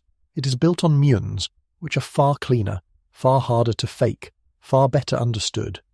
The backgrounds are different, and they have been modelled and remodelled through generation after generation of analysis by the very same people who caught the electron contamination in the first place. The collaboration that buried RK has actively tried to make the penguin die the same way. They went back over this measurement with the same knives that killed their own most famous result, and nothing mundane surfaced. The penguin would not die. The fourth door is closed. 3 of the 4 exits are bolted shut. The cable, the dice, the contamination, all ruled out, one, by exactly the kind of relentless self-doubt that fills the graveyard. Stop and feel how unusual that is. Almost every anomaly that has ever appeared in physics escaped through one of these first 3 doors. The overwhelming majority die as a hardware flaw, or a statistical fluke, or a contamination in the data, and they die quickly, often within a year or 2 of appearing, as more data or a closer look reveals the ordinary truth. Those are the common deaths, the everyday weather of the graveyard, and the penguin has been walked to each of those 3 doors, deliberately, by people who wanted to see it die, and it would not go through any of them. It has been alive for 12 years. It has survived a second independent detector. It has survived the tripling and re-examination of its data. It has survived the very team that killed RK turning the same knives on it. To die now, it would have to escape through the one remaining door, the hardest and strangest one, the door that killed the muon, the door made not of hardware or statistics or contamination, but of pure calculation, which leaves only one door still standing open, the third exit, the one that killed the muon, the moving goalpost, the possibility that the crack is not in the wall, but in our map of the wall, that the standard model's own prediction is subtly miscalculated. And in honesty, this is where the battle stands right now. This is the one exit that cannot be closed by more collisions, no matter how many we run, because the problem would not be in the experiment at all. It would be in the theory we are comparing the experiment against. And this open door has a name, one I promised you earlier, the charming penguins. The loop, you will remember, is where undiscovered particles can hide, casting their shadow on the angles. But the loop is not empty even in the ordinary standard model. It can be filled by perfectly known particles called charm quarks. And the trouble is that the behavior of charm quarks in this particular environment is one of the most notoriously difficult things in all of physics to calculate. It is so difficult that physicists, with a straight face, refer to these contributions as the charming penguins.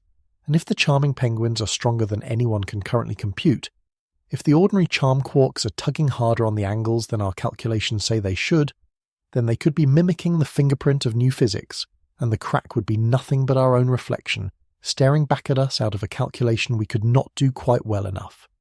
I want to be completely honest with you, because the physicists are completely honest about this. The most recent calculations suggest the charming penguins fall short. They suggest that ordinary charm quarks cannot bend the angles this far, that the lean is too strong and shaped the wrong way to be explained by the charm alone. That is genuinely encouraging. But the calculation is not yet a stranglehold. The uncertainty has not been fully strangled. The door is not shut. It is only, for now, ajar. So here is the exact, honest state of the crack, stripped of all hype and all despair. 3 of the 4 ways it could be an illusion have been closed off completely. One remains open, and it is the hardest one to close, because it can only be beaten by better theory, not by better data. Either nature is genuinely signalling to us, through the dying of these particles, that there is something new beyond everything we know, or the Standard Model's own quantum bookkeeping is more perverse, more difficult, more subtle than anyone can presently compute. Both of those possibilities are still standing, and only one of them is boring. I keep returning to the charming penguins because I do not want to sell you a false certainty, and because the physicists themselves refuse to. It would be so easy and so dishonest to tell you that 3 of the 4 doors are closed and therefore the 4th barely matters. But the 4th door is the one that killed the muon, and the muon anomaly was more mature than this one, more precise, more celebrated, and it died anyway, on exactly this kind of theoretical uncertainty. So the charming penguins deserve real respect. The difficulty is genuine. Calculating how ordinary charm quarks behave inside this loop pushes against the hardest part of the whole theory, the part where the mathematics becomes so tangled that even our best methods strain. There are physicists who believe, in good faith, that when the calculation is finally done properly, the charm will turn out to be stronger than we think, and the crack will close, and the penguin will take its place in the graveyard beside all the others. And there are physicists who believe, just as sincerely, that the charm cannot possibly reach this far, that the lean is too large and too oddly shaped, and that something genuinely new is hiding in the loop. Both camps are serious, both are honest, and the only thing that will settle it is a better calculation, ground out on supercomputers over years, the same way the muon was finally laid to rest. That work is happening right now. But there is one more thing about this anomaly, one detail we have not yet touched that makes it harder to walk away from than any dead ghost before it. It does not stand alone. Part 11. 2 anomalies. That rhyme. There is one more thing the graveyard cannot explain away, one detail that separates this story from every dead anomaly that came before it. The lean does not stand alone, it has a companion, and the 2 of them, seen together, begin to look less like a coincidence and more like architecture. For years now, an entirely separate family of B-meson measurements has also been quietly drifting away from the Standard Model's predictions. These measurements involve the tau, the heaviest of the 3 lepton cousins, the largest sibling of the electron and the muon. And like our angular anomaly, this second discrepancy has been stubborn. It has hovered around 3 sigma for a long time, neither growing into a discovery nor fading into nothing, sitting there in the data with the same quiet persistence as the penguin. A different decay, a different particle, a different corner of the same great wall. Now, on its own, a 3 sigma drift is not remarkable. The graveyard is full of them, but here is what makes these 2 anomalies different, and here is why physicists cannot quite dismiss them. They rhyme, they point at the same thing, both of them, coming from different directions through different decays, involving different particles, are leaning on the exact same structural promise of the Standard Model. They are both pushing against lepton universality, the fundamental rule that says the 3 lepton families must be treated equally by the forces of nature, the one prediction the theory cannot soften, cannot bend, cannot compromise on without confessing that something deeper lies underneath it. One anomaly is a splinter. You can pull a splinter out, or ignore it, or wait for it to work its way loose. But 2 anomalies, leaning on the same hidden beam from 2 different sides, at 2 different angles, begin to look like something else entirely. They begin to look like the load being placed on a single weak point, as if some unseen structure beneath the theory were pressing up against the same spot from underneath, and we are seeing the strain appear in 2 places at once because the pressure is coming from a single source we cannot yet see. And to understand why this particular spot, this business of the lepton families, is such a tender and meaningful place for a crack to appear, we have to go back much further than the Large Hadron Collider. We have to go back to 1936, to the moment the muon was first discovered, and to a question that has never been answered. When physicists first found the muon, They were baffled by it. Here was a particle that seemed to be, in every way that mattered, an exact copy of the electron except heavier. It served no obvious purpose. It filled no gap in any theory. It was simply there, an unexpected, unrequested duplicate of a particle they already knew. And the physicist Isidore Rabi, on hearing about it, asked a question that has haunted physics for nearly a century since. Who ordered that? It was a joke, the way physicists joke, but it was also a genuinely profound question, and the astonishing thing is that nobody has ever answered it. Because the muon was only the beginning. We now know that the fundamental particles of matter come in 3 complete copies, 3 generations, as physicists call them. There is the set of particles that make up you and everything around you, the ordinary matter of the universe, and then there are 2 more full sets, heavier duplicates, identical in every quantum property, differing only in their mass. 3 generations of matter, 3 copies of the same pattern, and the Standard Model offers no reason whatsoever for why they exist. It describes them beautifully. It cannot explain them at all. Why 3? Why not 1 or 7? Why does nature build the same thing 3 times at 3 different weights? Nobody knows. That mystery has a name. It is called the flavor puzzle, and it is the oldest open wound in all of particle physics, and it runs deeper than just the 3 lepton cousins. The quarks come in 3 generations too, mirroring the leptons exactly. The ordinary matter around you is built from the 2 lightest quarks, the ones physicists call up and down, bound together into the protons and neutrons of every atomic nucleus. But there are 4 more quarks, heavier copies, that play no role in ordinary matter and appear only fleetingly in high-energy collisions or in the first instance of the universe. The charm quark and the strange quark form the 2nd generation. The top quark and the bottom quark, the heaviest of all, form the 3rd. And the beauty quark at the heart of our B meson is that bottom quark, a 3rd generation particle, one of the rare heavy copies. So the whole architecture of matter is this 3-fold repetition. The same pattern stamped out 3 times at wildly different masses, and the masses themselves span an enormous range, from the feather-light electron to the top quark, which weighs as much as an entire atom of gold. Why this pattern? Why 3 copies? Why these particular masses scattered across such an immense range with no discernible rule? The Standard Model takes all of these numbers as given. It measures them, it uses them, but it does not derive a single one of them from anything deeper. They are simply inputs, handed to the theory from outside, and the theory has no idea where they come from. That is the flavor puzzle in full. It is not one mystery, but a whole nested set of them, and it has stood completely unsolved since Rabi asked his question almost 90 years ago. Now hold that puzzle in one hand, and hold our 2 rhyming anomalies in the other, and notice where the crack has chosen to appear. It has not appeared in some random arbitrary process. It has appeared in a flavor process, in the precise machinery by which one generation of matter transforms into another, in the exact rule that says the lepton families must be equal. If you were a physicist and you were going to guess, in advance, where the Standard Model might finally show its first true weakness, where the missing physics that shaped our entire universe might first cast a visible shadow, you would not guess at random.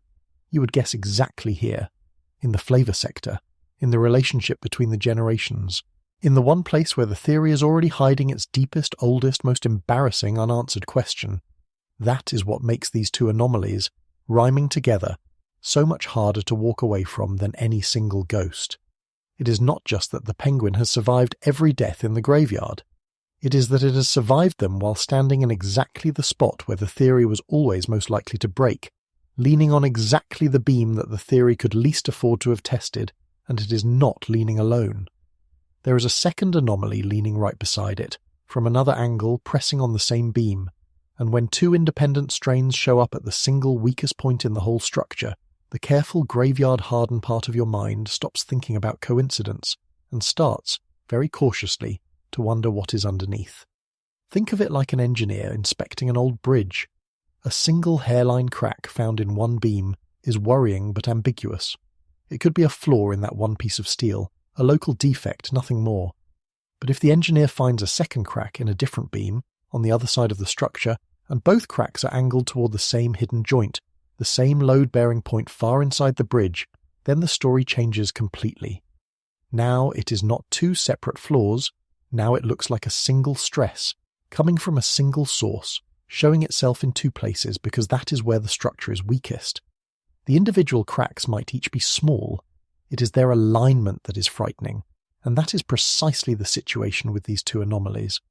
The Tau drift and the penguin lean are not pointing in random directions. They are both leaning on lepton universality, both straining against the same structural promise, as though a single hidden load were pressing up against that one beam from underneath. That alignment is the thing the graveyard cannot easily explain, because chance produces scattered flaws, not coordinated ones. And it is why the honest, cautious, deeply skeptical people who have buried so many anomalies are this time not quite able to look away. So let us finally ask the question this whole story has been circling. If the crack is real, what is standing behind it? Part 12. The Sealed Room and the Draft. Let me give you an image to hold, because it is the truest way I know to describe where physics actually stands tonight. Picture our entire understanding of reality as a single sealed room. The walls of this room are the laws of the Standard Model. For 50 years we have lived inside this room, and we have come to know it with a thoroughness that is difficult to overstate. We have mapped its walls to 12 decimal places.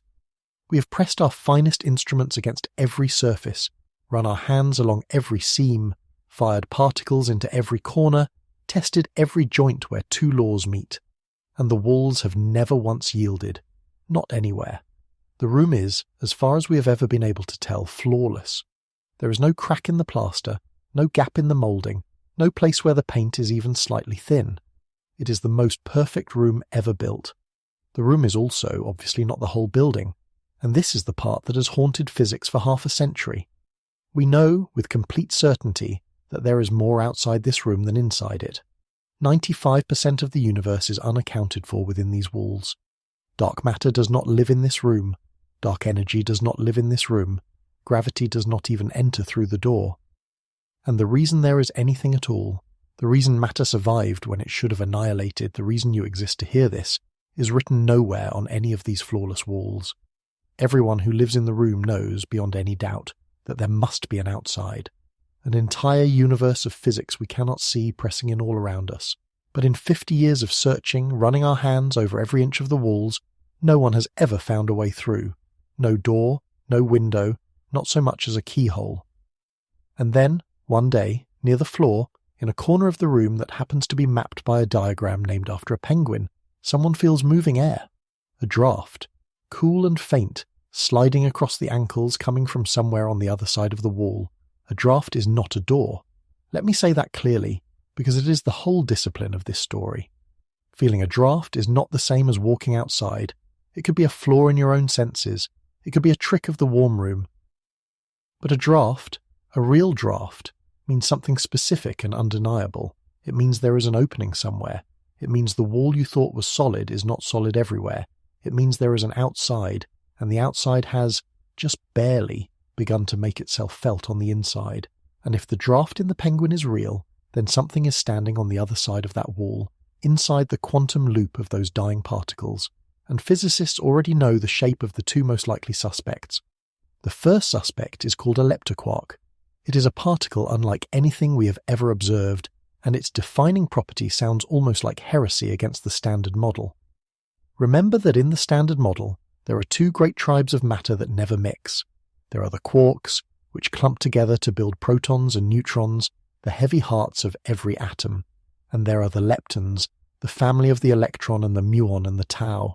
These two tribes are kept rigidly, absolutely separate. A quark never turns into a lepton never turns into a quark. They are two kingdoms with two sets of laws, and no bridge between them. A leptoquark would be that bridge. It would be a single particle that speaks both languages, that can touch a quark and a lepton in the same breath, that connects the two tribes the Standard Model swears are forever separate. And if such a thing exists, even fleetingly, even only as a ghost inside a loop, it would whisper something enormous about the nature of reality.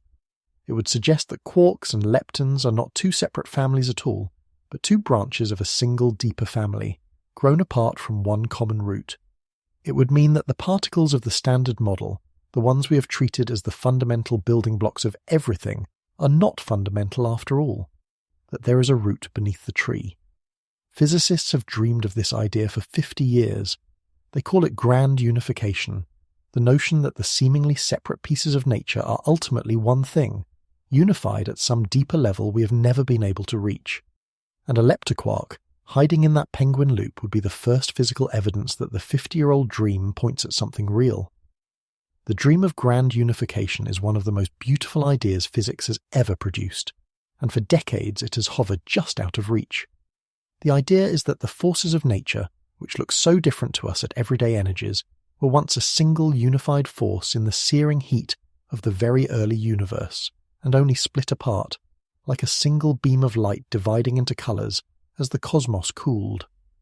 Run the movie backward, toward higher and higher energies, and the forces are supposed to converge, merging into one. And in most of these unified theories, the wall between quarks and leptons comes down. They become interchangeable, two aspects of one deeper kind of matter, and particles like the leptoquark appear naturally as the bridges between them. There is even a haunting prediction that falls out of many of these theories. If quarks and leptons can turn into each other, then the proton, the seemingly eternal heart of every atom, should not be perfectly stable. Given enough time, unimaginable spans of time far longer than the current age of the universe, a proton should eventually decay.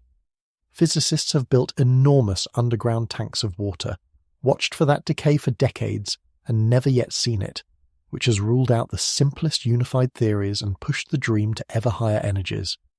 But the dream itself has never died, and a leptoquark, caught casting its shadow in a penguin loop, would be the first real thread connecting that grand 50-year-old vision to something we can actually measure in a laboratory on Earth. The second suspect is, if anything, even grander.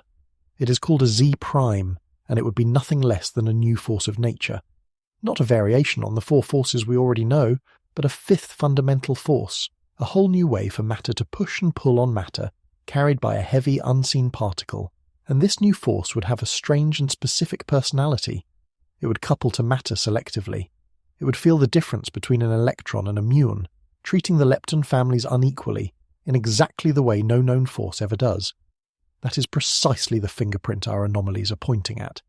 If a Z-prime is what is bending those angles, then this measurement is our first contact with a force that has been acting on the universe since the very beginning of time, shaping events at energies far beyond anything our machines can reach, and remaining completely invisible to every experiment human beings have ever performed, until now, until a penguin. And it is worth pausing to notice something about these two suspects, a hidden root beneath the families of matter, a fifth force of nature threaded invisibly through the cosmos. These are not the wild speculations, these are the conservative interpretations. This is what physicists reach for when they are being careful and restrained.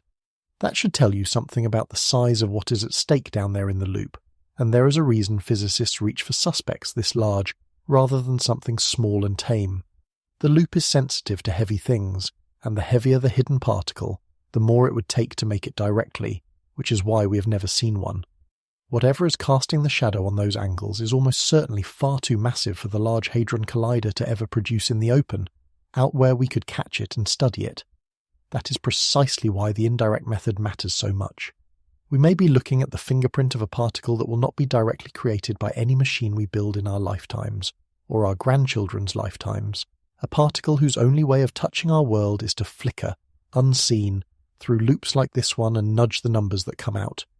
If that is true, then this faint lean in the angles of a dying particle is not just a clue. It may be the only kind of evidence we will ever get for a very long time, of an entire layer of reality sitting just beyond our reach. We would know it is there, we would know roughly what it does, and we would have no way to hold it in our hands. That is a strange and vertiginous kind of knowledge, and it is exactly the kind that the penguin loop is built to deliver. Now, you might be tempted to say, but it is only a small number, only 4 sigma, only a faint draft. Why let yourself hope for something so enormous on the strength of something so slight? And history has an answer to that, a warning written into the sky itself. Because the last time physics stood in front of a stubborn little number that everyone tried to explain away, that number turned out to be a door, and what came through it built the modern universe. Come back with me to the middle of the 19th century. Astronomers had been tracking the planet Mercury for generations, and they had noticed something faintly, maddeningly wrong. Mercury's orbit was drifting. The point of its closest approach to the Sun was creeping forward, very slightly with each pass, by an amount that Newton's laws could not account for. 43 seconds of arc per century. Let me tell you how small that is. It is a sliver of angle far thinner than anything the human eye could ever notice, a drift so tiny it was buried in decades of patient telescope logs, teased out only by the most careful measurement. 43 arc seconds per century. Nothing, almost, and yet it would not go away. The astronomers did what careful people always do. They looked for the ordinary explanation.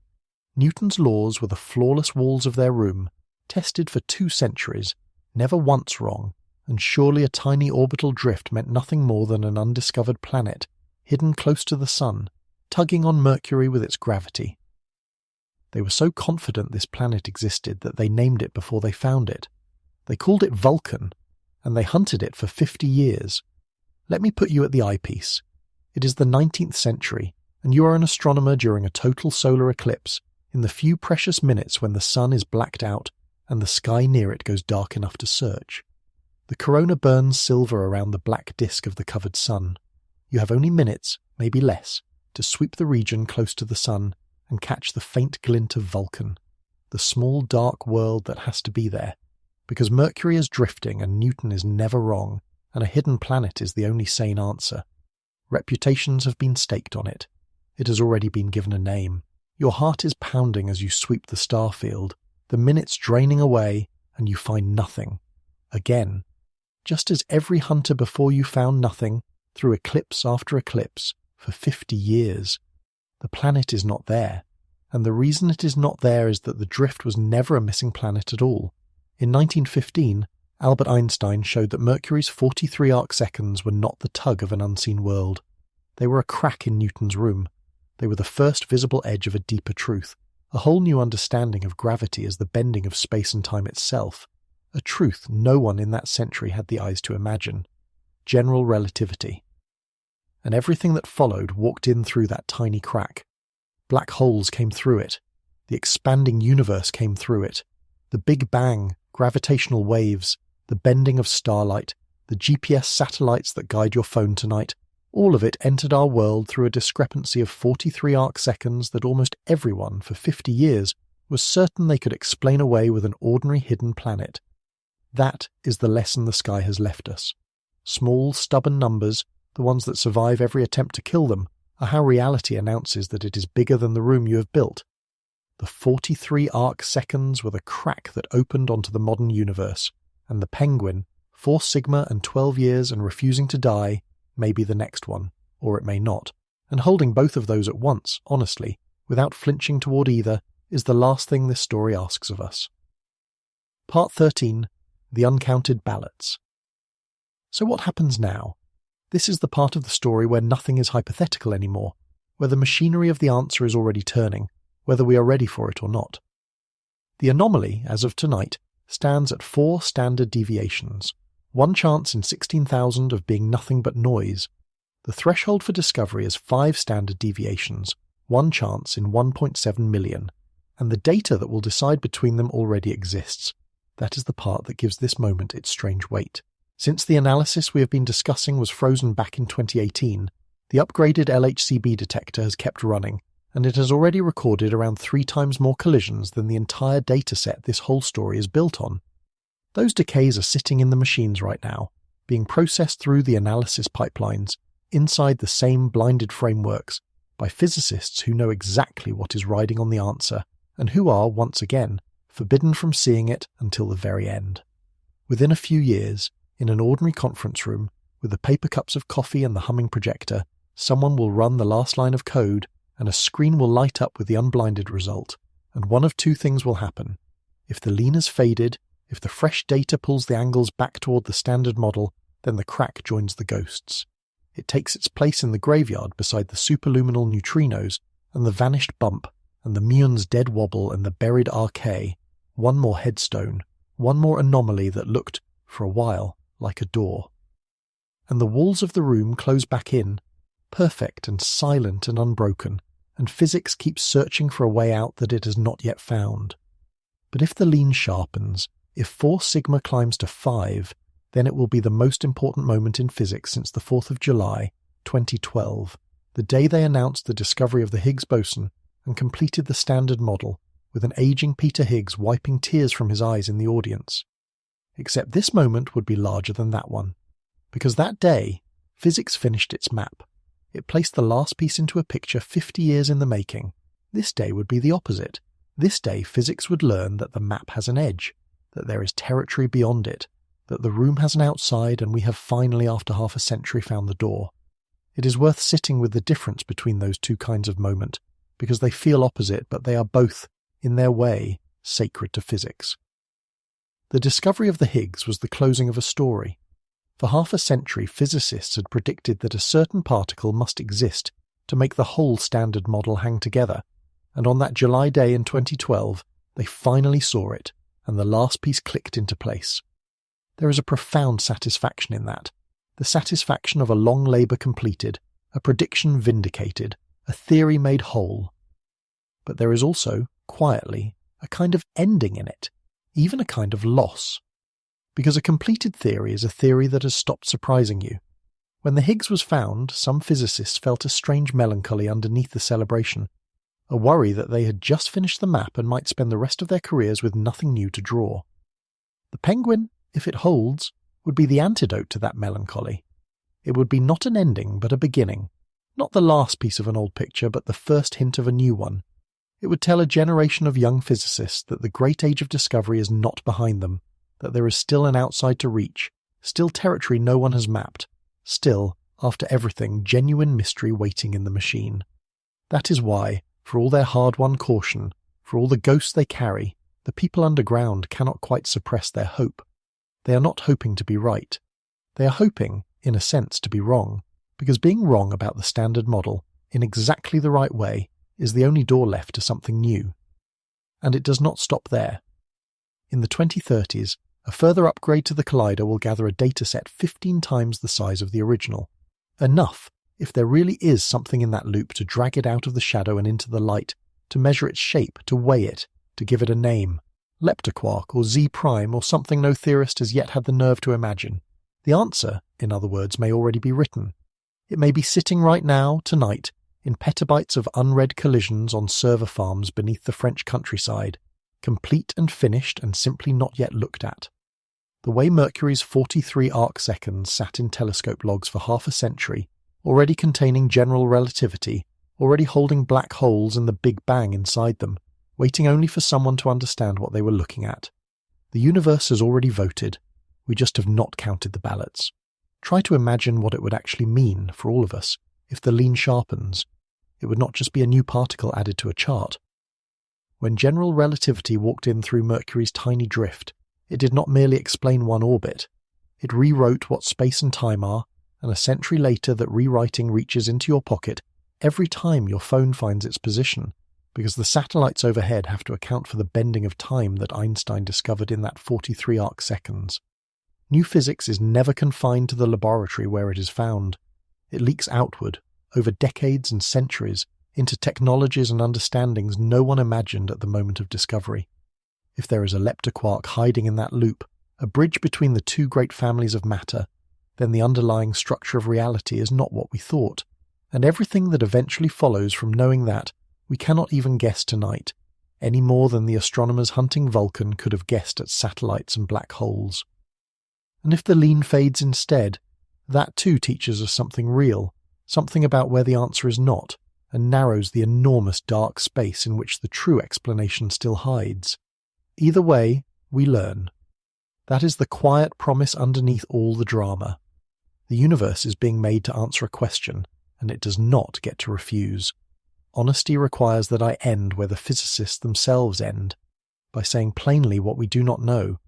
We do not know whether the crack is real, or whether the charming penguins are quietly painting it onto the wall with a calculation we cannot yet do well enough to trust. We do not know whether the lean will sharpen into history, or dissolve into one more funeral. We do not know whether the thing in the loop, if there is a thing in the loop at all, is a leptoquark, or a fifth force, or something stranger than anyone has dared to write down.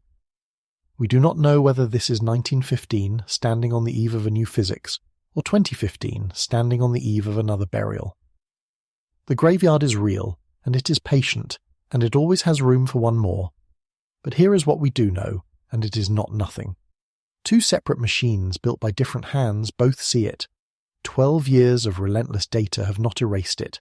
Every ordinary explanation offered so far, the cable, the dice, the contamination, has failed to claim it, and only the hardest door, the one made of pure calculation, remains even slightly ajar. And it lives, this stubborn little lean, in the one wall of the standard model that guards the deepest unanswered question in all of science. The question of why there is something instead of nothing. The question of why you are here at all. 50 years ago, a physicist lost a game of darts in a pub outside Geneva, and honouring a silly debt with good humour, gave a ridiculous name to a quantum process that no one could ever see. He could not have known what he was labelling. He could not have known that the diagram he sketched as a punchline would become the most sensitive instrument our species possesses, a microscope aimed past the very edge of the known, or that half a century of perfect, suffocating, maddening agreement between theory and experiment would finally, if it is real, begin to waver there, in the Penguin, of all places. The universe, it seems, has a sense of timing, perhaps even a sense of humour. The room has been sealed for 50 years. The walls have never moved. An entire generation of brilliant, careful people grew old pressing their hands against those walls, and the room answered every one of them with the same flawless, silent, unbroken surface. And now, near the floor in the corner named after a joke, the air is moving. It might be nothing. It has been nothing before, many times, and the people who found it know that better than anyone alive. But somewhere under the border of France and Switzerland, in a ring of magnets colder than the space between the galaxies, the protons are still circling 11,000 times a second, and the particles are still dying 1,000,000 times a second, and the data is still growing, collision by collision, toward an answer that already exists and simply has not been read. The door is either there, or it is not. And for the first time in 50 years, we are close enough to reach out in the dark and feel for the handle. Feel for.